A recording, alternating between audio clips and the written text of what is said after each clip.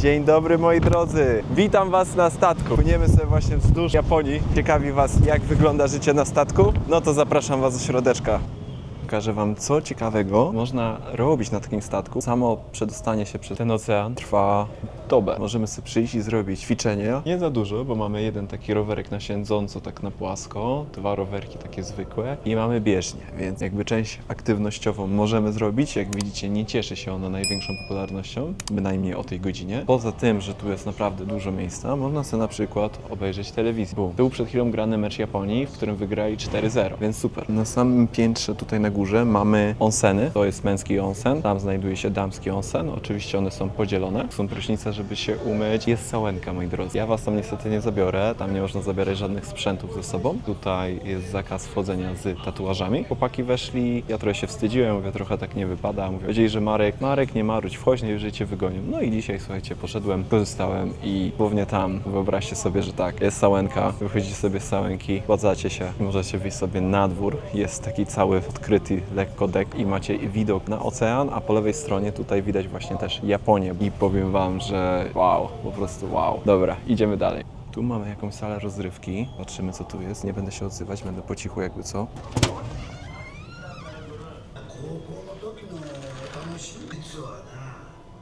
Tu są nawet filmy pokazane, co jest grane. To, co widzicie tu za mną, to są pokoje. Tu są chyba te najbardziej luksusowe kajuty, jakie można dostać. A jeszcze ciekawostka, można kupić sobie tutaj internet. Oczywiście, słuchajcie, jak jesteśmy czasem tutaj przy linii brzegu, to normalnie jest internet. Łapię tam sieć komórkową, ale na przykład teraz nie ma tego internetu. Tu macie merchandise, bo oczywiście wszystko musi mieć swój merchandise. Pokażę wam teraz, jak wygląda kolejne piętro. Restauracja. Mamy śniadanko, obiadek, bo już jest po 12. Wziąłem sobie znowu zupkę z samym makaronikiem i warzywkami, więc super.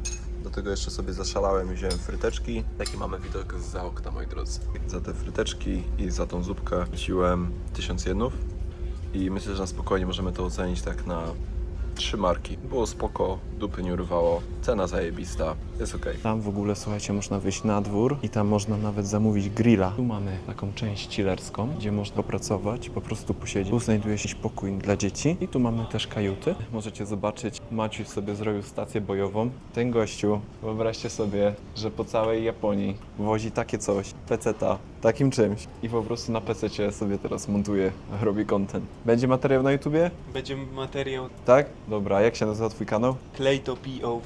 I zapraszam was na pierwsze piętro. Na pierwszym piętrze mamy tutaj sklepik. Normalnie nawet żarcie tu można kupić i tak dalej. Tu nawet, zobaczcie, można kupić sobie jakąś zupkę gotową, więc trochę tego jest. No i mamy, słuchajcie, taką strefę też, gdzie można się trochę zrelaksować. Można by nawet wyjść na dek, tylko widzicie, pogoda też jest zablokowana łańcuchami. Mamy oczywiście anime babeczki, bo to jest Japonia, gdzie jest telewizja, można sobie pooglądać. Tu mamy, słuchajcie, maszyny, bo sklep działa tylko w pewnych godzinach. Można kupić alkohol normalnie, pićka mamy zwykłe, jakieś energetyki, kawy w puszce i tak dalej. I moi drodzy, mamy normalnie, słuchajcie, nudle można kupić, czyli zupki chińskie można sobie zamówić. Tu specjalnie jest już maszyna z gorącą wodą do zalania, żeby sobie zupkę zrobić. Śmietniczek, rozmieniarka na pieniądze, wszystko jest. Tak więc tak wygląda tu piętro.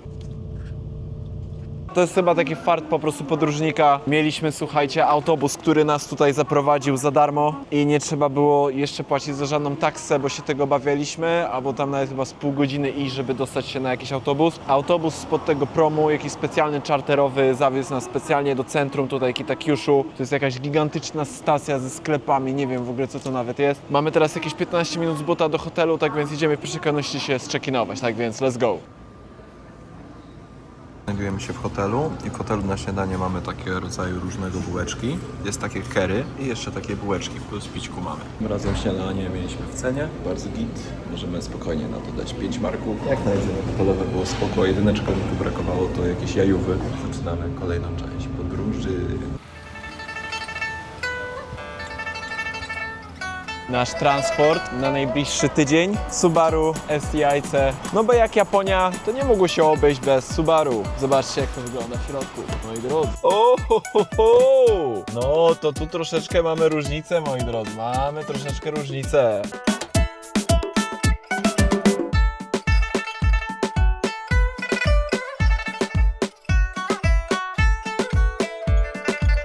właśnie znajdujemy się w Beppu. Witamy, jesteśmy w stolicy golących źródeł. Mamy jeszcze około 3 godzinek do zameldowania się do naszego mieszkania, więc chyba pójdziemy sobie na obiad. Nasza ekipa zdrowa i cała, podróż była bardzo przyjemna. Byliśmy tutaj już na rezerwacji w takiej knajpce, ale niestety jak przejrzałem menu, to mogłem zjeść znowu tylko sałatę i ryż. Znalazłem jakąś kuchnię bengalską, mam tam 12 minut z buta. Zrobimy sobie spacerek, a tak to powiem Wam, że no są tu jakieś knajpy, co coś oferują, ale już trzeba byłoby dojechać autem albo z pół godziny z buta iść, no to już troszeczkę taka przeprawa. Trochę jestem tym zawiedziony, że jeżdżamy do Beppu, takiej trochę mniejszej miejscowości, no i muszę iść sam, stawić chłopaków. Nie możemy sobie zjeść razem, no bo nie ma co zjeść, więc pod tym względem lipa straszna tutaj w tej Japonii i to już nie jest pierwszy raz, że coś takiego mi się trafia, tylko no dosyć często tak mamy, słuchajcie, że ja gdzieś się muszę oddzielić, albo musimy pode mnie specjalnie szukać. Tak jak to porównuję, to w Polsce chyba troszeczkę bardziej do przodu to wszystko już poszło, tam trochę mniej to problematyczne jest niż tutaj, a chyba najmniej problemu to pamiętam chyba było w Kanadzie, w Toronto miałem, gdzie słuchajcie, było pełno wegańskich i wegetariańskich knajp i nawet takich na fullu i dobre było tam to żarcie, a tu kiepsko. Japonia chyba mało wegetariańska i wegańska. Chyba nie te klimaty tutaj. Chyba jesteśmy. I moi drodzy, wylosowało się curry z warzywkami. W tle leci tak muzyka jakaś muzułmańska, a za mną jeszcze słychać z radyjka muzykę indyjską i żarcie dostałem od takiego gościa, co wygląda jak gościu z Indii, więc ciekawe bardzo miejsce. Spróbujemy sobie sałatki. Zajebista. Sosem, słuchajcie, 1000 wysp, czuć to, fajne. I herbatka z mlekiem to jest, tak? Słodziutkie, bardzo dobre. Dobra, moi drodzy, weźmy się za to curry. Robi to wrażenie. Porcja jest ogromna. 1040 jen, około 22 zł. Cały zestaw. Tak więc smacznego. Ta muzyczka, powiem Wam, dojeżdża mnie. Nie moje klimat. Spróbujemy. Hej, to jest dobra. Ja to widzę w tej Japonii, to ja będę chyba tylko curry jadł, nie? Słuchajcie, obiecuję Wam, że próbuję trochę robić różnorodność, ale jak słyszeliście w pierwszym odcinku, to wiecie, trochę na spontanie tylko robimy, poza zaplanowaniem tej podróży. Mamy tutaj brokuły, ale smaczniutkie. To nie jest takie kleiste jak w tej knajpie, co tam jadłem. Lepsze niż tamto, co jedliśmy w Fuji. Zajebiste. Ja chyba w życiu się nie jadłem za 22 zł. Tu jeszcze została 1/4 porcji. Wow. Już mózg mi się zlasował tej muzyki. Powiedzmy sobie tak w skali 1 do 5 mark, że na 4 marki. Dlaczego 4 marki? To samo zasługuje na 5. Cena zasługuje na 5.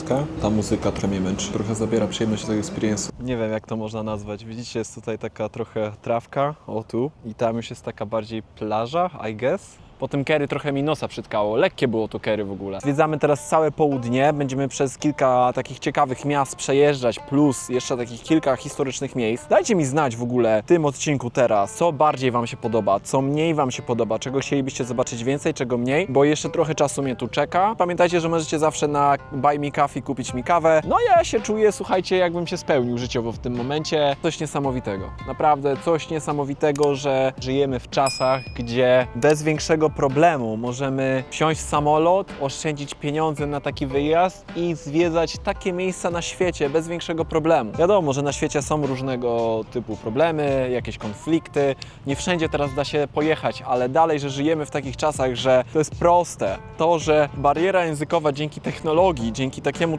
telefonowi jest tak naprawdę pokonana. To, że istnieją takie aplikacje jak Duolingo, dzięki którym nauczyłem się podstawowych pojęć. Lekcje japońskiego z Markiem. Zaczniemy sobie od przywitania. Tutaj mówi się dzień dobry, jakby dzień dobry na śniadanie jest osobno, dzień dobry ogólnie jest osobno i mówi się dobry wieczór. Mamy tak, dzień dobry to jest ohayo gozaimasu. W ciągu dnia, już po południu mówimy konnichiwa, w nocy mówimy konbanwa. Zawsze można się trochę ukłonić, jak się przy tym mówi. I takie podstawowe, najbardziej popularne tutaj słowo, którego się używa w Japonii, jest to arigato gozaimasu. I przy arigato gozaimasu zawsze się trochę tam ukłaniamy. Możemy po prostu się ukłonić, gdzieniegdzie, jak po prostu jest jakaś prosta sytuacja, kogoś przepuszczamy, oni widzę, że robią to samo, ale ogólnie jak gdzieś tam, słuchajcie, jesteśmy, zamawiamy, coś odbieramy i tak dalej, możemy im podziękować. I lepiej ominąć w ogóle używanie języka angielskiego w tym, tylko nawet tych podstaw, czyli arigato gozaimasu. I jakby też chłopaki mówili, że Sławek i Maciek mówili, że nie mówi się też samego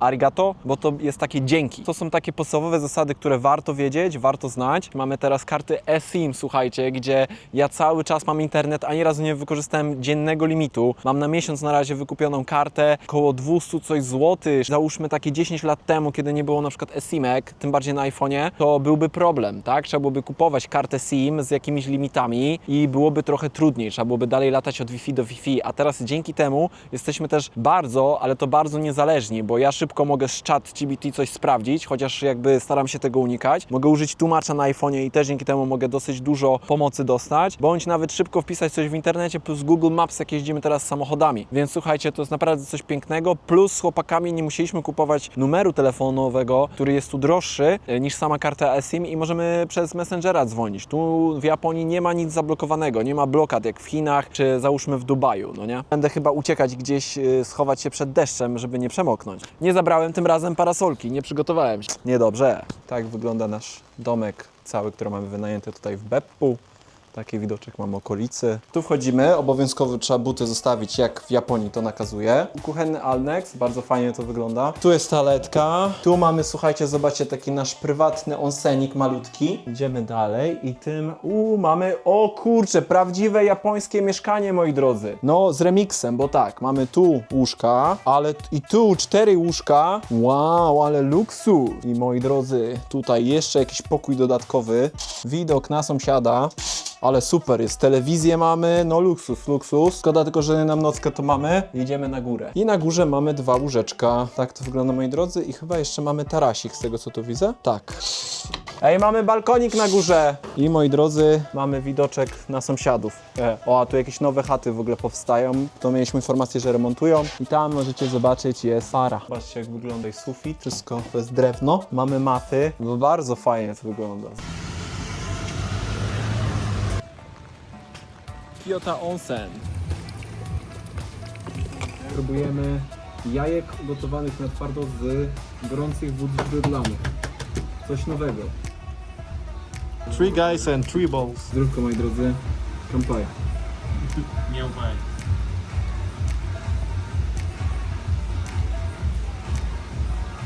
Cytrynowe.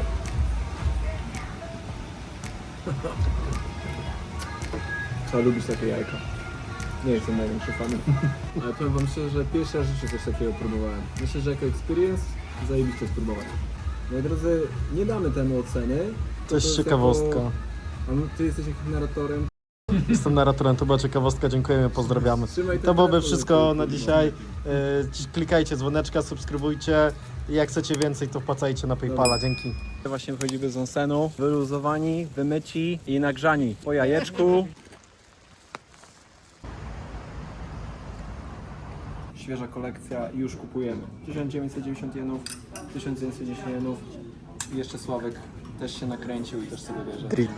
Więc jeszcze złapiemy się dzięki temu na Tax free. opcję bez podatku. 10% mniej. Neon Genesis Evangelion.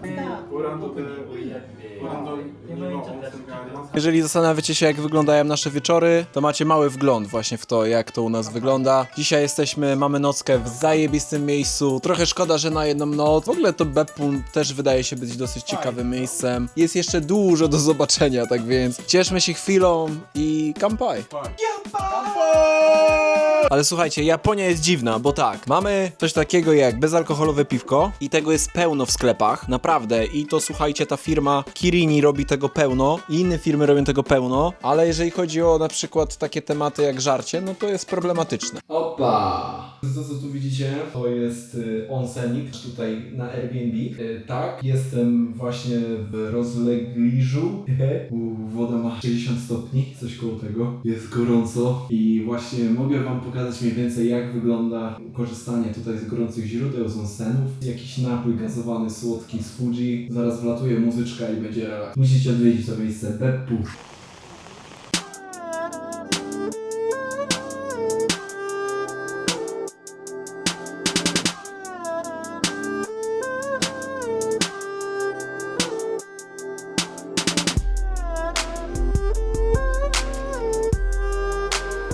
Takim trochę skansenie, trochę takim ala muzeum.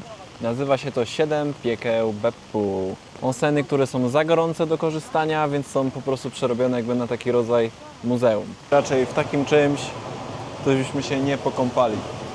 Ale zobaczcie, jaka ta woda jest krystalicznie czysta. A i słuchajcie, wejście tutaj kosztowało 500 jenów. Bardzo dobra cena, nie? Jak na takie muzeum, w którym można spędzić trochę czasu, napić się kawki, nawet widziałem jakieś niebieskie piwo mieli. Fajny merchandise mają, chyba coś sobie kupimy, pokażę wam jak coś kupię, bo wypatrzyłem fajny ręczniczek. A kawka? Ojejku, taka sobie, trochę kwaśna, taka trochę spalona. 2 marki niech będą.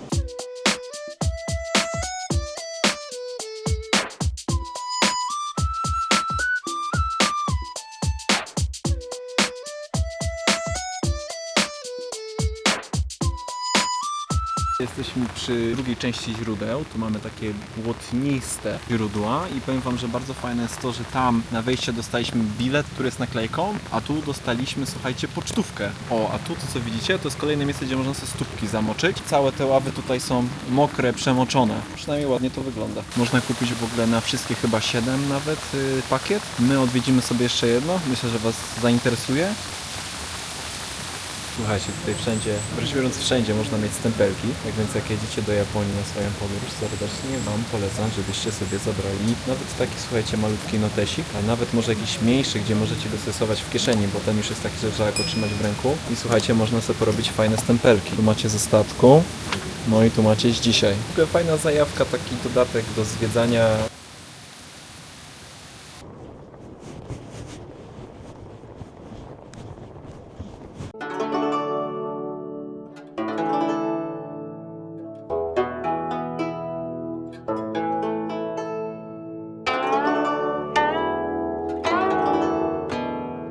Kolejne gorące źródła, krokodyle i ogólnie no ciekawe doświadczenie, bo chyba w życiu nie widziałem krokodyli, tym bardziej tak z bliska. Powiem wam, że ogólnie jak tak tutaj chodzimy, to tak trochę głupio się czujemy, bo trzymanie tak zwierząt w klatce, chyba że to jest jakiś jeszcze dodatkowo rezerwat, może to być ok, ale no ciekawe doświadczenie chciałem zobaczyć, ale my jesteśmy super zajarani. Chcieliśmy, że to może będzie jakieś takie źródła gorące i tak dalej, a to po prostu takie powiedzmy, no widać, że zobaczcie, to jest wszystko takie klatki, jest to taki bardziej smutny klimat niż wesoły. Powiem wam szczerze, ja osobiście nie jestem największym fanem zoo. Chyba że te zwierzęta są w jakiś sposób ratowane, to wtedy jest ok, ale tak żeby je trzymać, żeby sobie oglądać zwierzętka w klatce, to myślę, że żaden z nas nie chciałby po prostu tak spędzać swojego życia, jeżeli mógłby żyć normalnie. Pora wymeldować się z Beppu i ruszamy dalej w traskę.